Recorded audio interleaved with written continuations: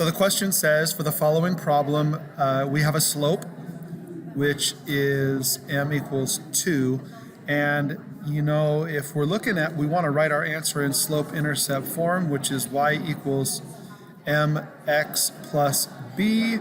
You already know that the m is 2. So right now my equation would simply say y equals 2x plus b. The problem is I gotta find b, and the way you find b is you take the point. And I'm gonna change colors here. The point is -1 and -3, and that's x, and that's y. And here is our y. We're just gonna replace it. Y is a -3. And there's my m, which is 2, and x, which is -1. And those just came from my point, and plus b. And we're gonna multiply those. And we're going to find b. -2 is what we get, plus b. And now I got a one-step equation, and we're going to isolate b. And we're going to add this too. We're going to get rid of it and get all the numbers onto that side. And you will find out that b equals a -1.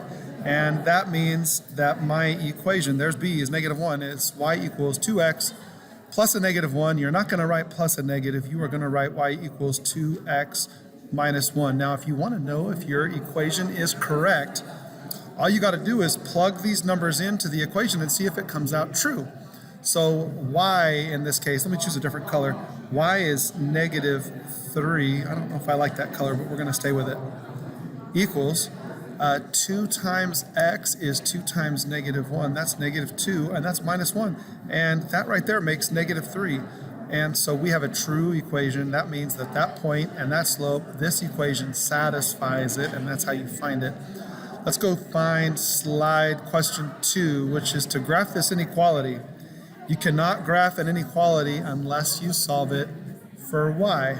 So let's go. 6x minus 3y is less than 18.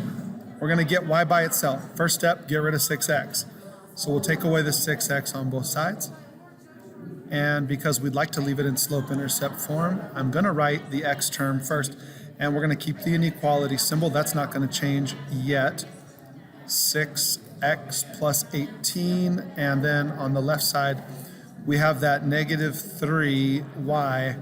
And that -3 is a problem because we got to get rid of it. And when we divide by that -3, we're going to have to turn that symbol around because that's the rule. We put a -3 under all three terms. Those go away. This is a y. That gets switched. That's a +2. We're just doing each question on on its own, each fraction. That's 2x, and that's right there at -6. So now let's graph it. We're going to go down 6, and I'm not sure how my graphing tools are going to do.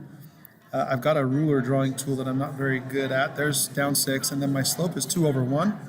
So we'll go up 2/1, and I'm paying attention to the symbol now. That's a dotted line. It's not underlined, so let's make sure we draw a dotted line on this particular one. If it was underlined, we put solid. Let's try the ruler. I'm going to turn this thing. Can I turn it? How do I turn the ruler? That's awesome. I'm going to take the ruler away. Can I? Oh, look at that. It's drawing a straight line. It's just the wrong line. So I'm going to take that away, and I'm going to get rid of the ruler. We're just going to draw this dotted line. The dotted line looks something like this. Sorry, I tried the tools. I'll fix it in a minute. Hey, that's not bad. Put arrows on it. And look at the side that we're going to shade. That shading, that right there says we're going to shade greater than. Greater than is above the line. And above the line happens to be over here. If this was less than, we would shade down here. That would be below the line. But that's how you solve that problem. And I hope that helps.